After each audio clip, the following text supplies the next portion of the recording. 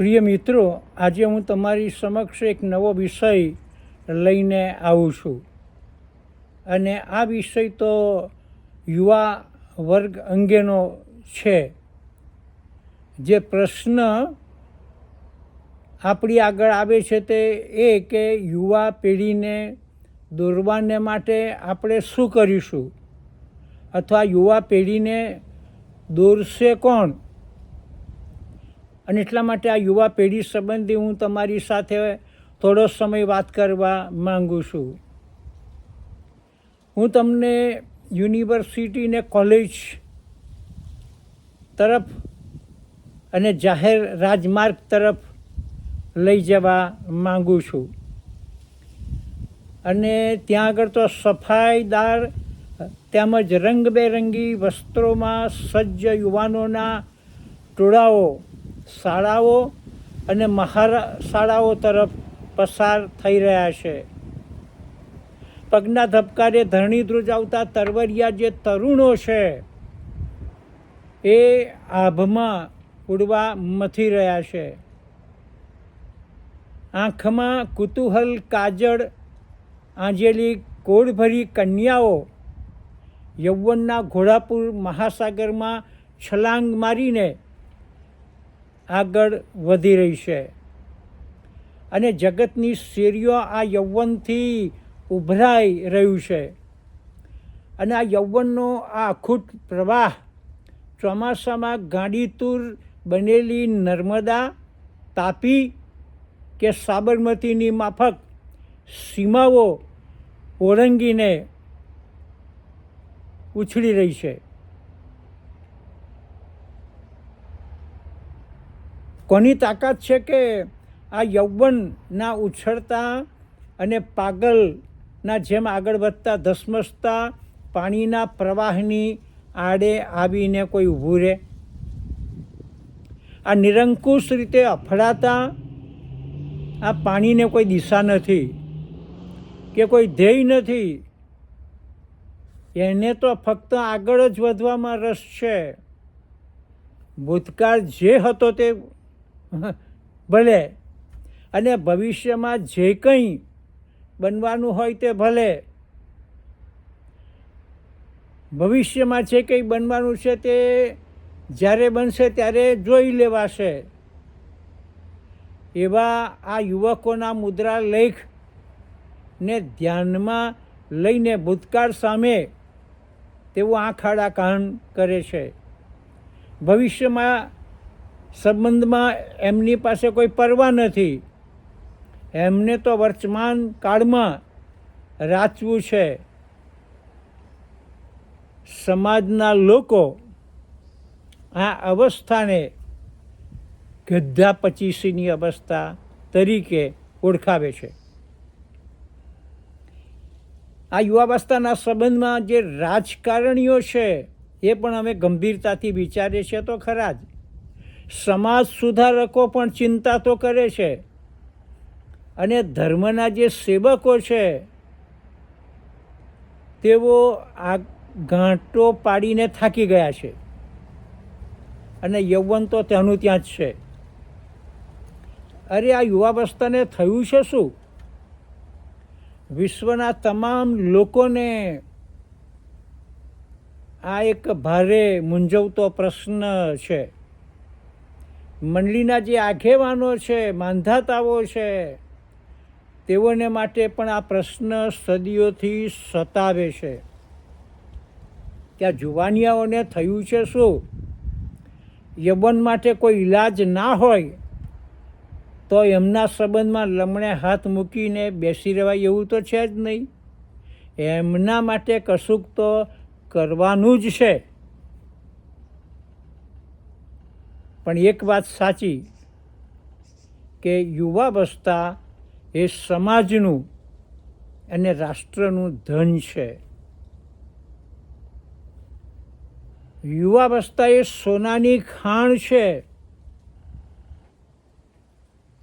યૌવન એ સંસારનું સત્વ છે અને જો એને કાબૂમાં લેવામાં ના આવે તો યુવાનોનો સર્વનાશ થઈ જાય અને સોનાની ખાણ અંધારી આલમના આતંકવાદના નિયંત્રણમાં આવીને અનંતકાળના વિનાશમાં વિલીન થઈ જાય. એટલું જ નહીં, પરંતુ સોનાની આ ખાણ નરકની ખીણ બનીને ભલભલા લોકોને અંદરની બાજુએ ખેંચી લે. આ યુવા પેઢીને માટે શું કરી શકાય?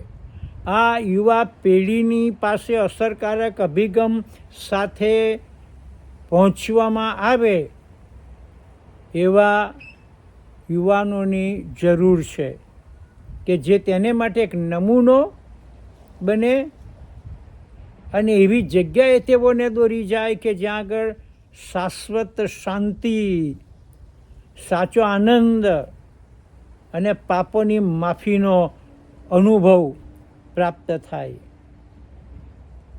આ જે જુવાન પેઢી છે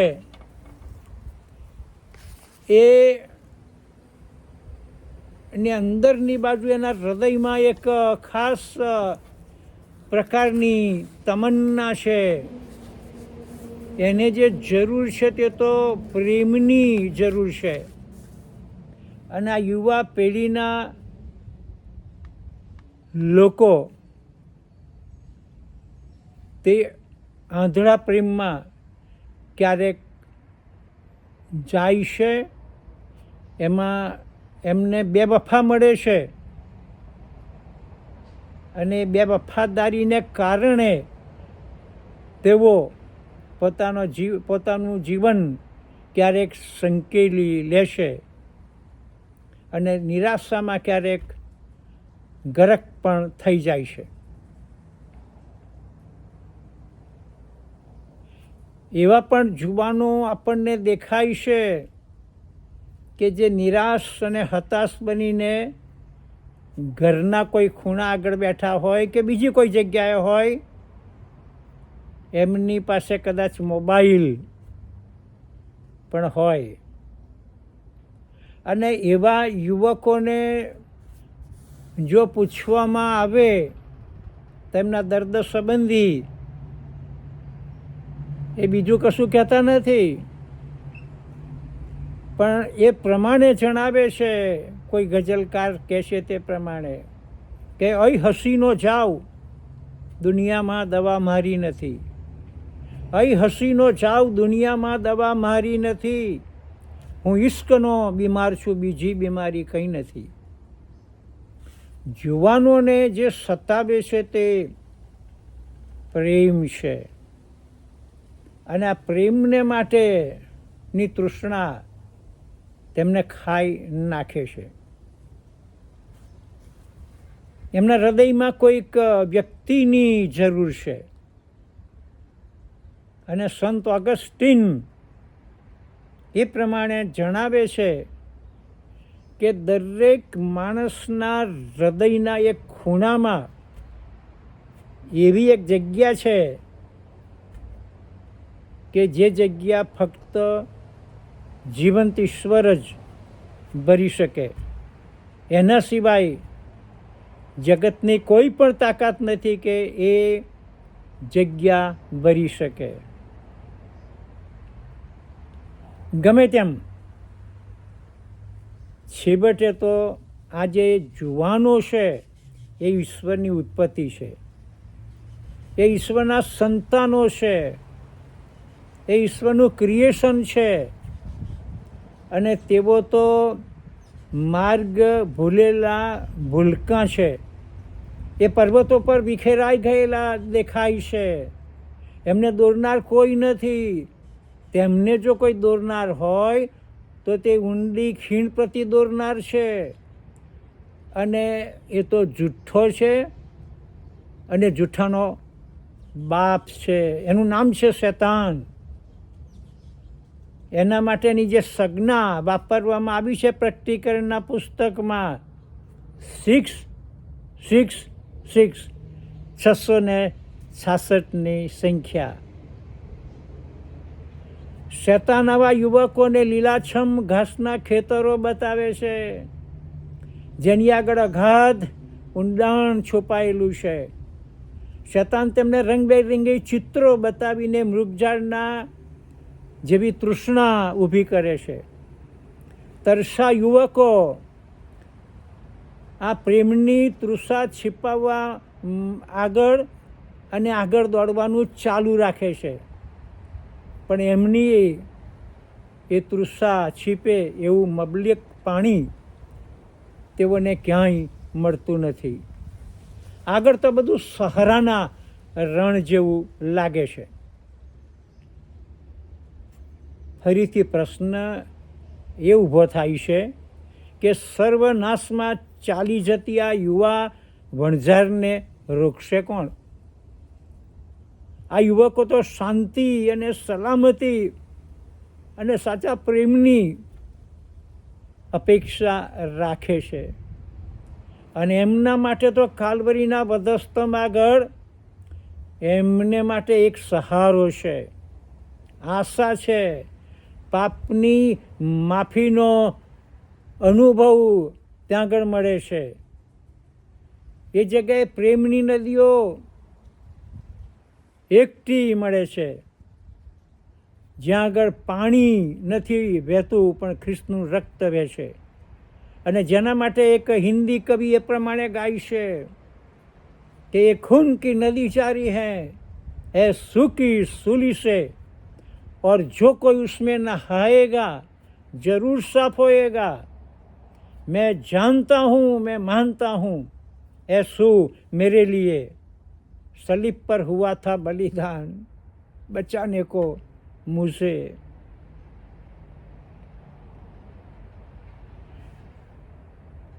ત્રેવીસ વર્ષની ઉંમરે ભરજુવાનીમાં મેં પ્રભુ ઈસુ ખ્રિસ્તને મારા તારણહાર તરીકે સ્વીકારી લીધા, અને ત્યારથી માંડીને અત્યાર સુધી એ પ્રભુના પ્રેમમાં હું ચાલુ છું. ક્યારેક એવા પ્રસંગો પણ આવી ગયા કે જેમાં હું પ્રભુને બેવફા નીવડ્યો છું, તો પ્રભુ કદી મને બેવફા નીવડ્યા નથી. એ ગઈકાલે આજે ને સદાકાળ એવા ને એવા પ્રભુ છે, પ્રેમસાગર પ્રભુ છે. અને એટલા માટે હું આ પ્રકારનું ગીત પણ ગાઉં છું કે જબ સે પ્યારા ऐसू आया मेरा जीवन बदल गया, जब से मैंने ऐसू को है पाया मेरा जीवन बदल गया. એક સોરઠી કવિ જેમનું નામ કલાપી છે, એમને સુવાર્તા પ્રાપ્ત થઈ, ઈસુ ખ્રિસ્તની મુલાકાત થઈ, એમનું જીવન બદલાઈ ગયું. એમની કવિતામાં એક નવો અવાજ ઊભો થયો, અને એમણે એક કવિતામાં આ સુવાર્તાના સંબંધમાં લખ્યું છે કે હા પસ્તાવો વિપુલ ઝરણું સ્વર્ગથી ઉતર્યું છે, પાપી તેમાં ડૂબકી દઈને પુણ્યશાળી બને છે. હાલેલુયા. એ નીરવ શાંતિની જગ્યાએ યુવકોને લાવવાની જરૂર છે. અને રાજ્યાસન ઉપરથી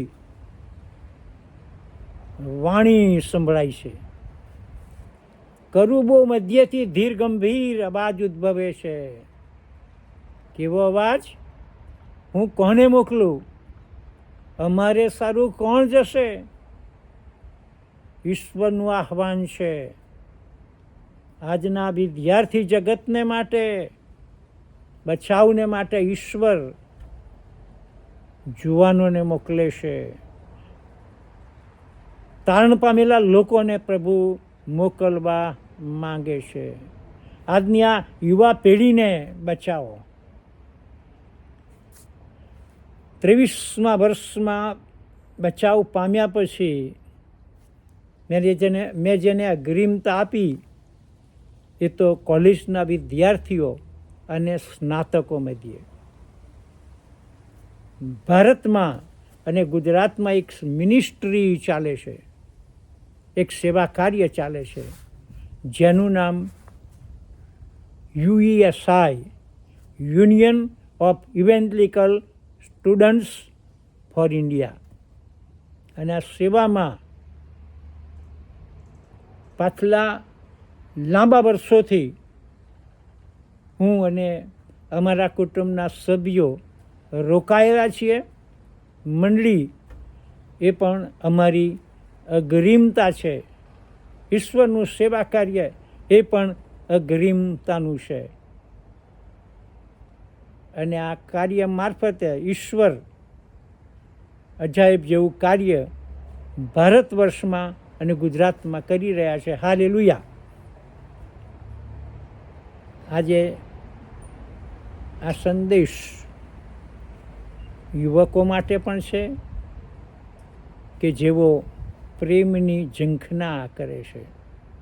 એમને માટે એક જ વાત મારે કરવાની છે ને તે, અને એક જ વાક્ય આપવાનું છે તે ગોડ લવ્સ યુ.